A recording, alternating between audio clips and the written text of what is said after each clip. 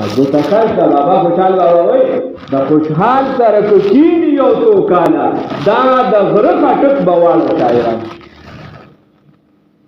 که قاضی سے وای گل خوشبوئی در حمام روزی رسید از دست محبوب بدستم خوشبوئی خټه راته ملاو شو با مخکې دا حمامونو خلک بیانولو دا اوسم دغه یو شته خدا دې ډېر هغې کې راته خوشبوئی خټه ملاو شو رسید از دست محبوب بدستم د یو نږدې ملګري نه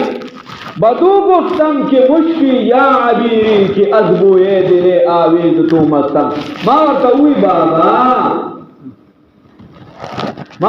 بابا دا تشی مشکی عنبری تشی زما دا زرد مستو ناشنا خوشبوی لري دا سی بگفتم من گلینا چیز بودم ولیکن مدتی با گل نشستم دا تیوی ناکم اگورم بیچاره پټم هیڅم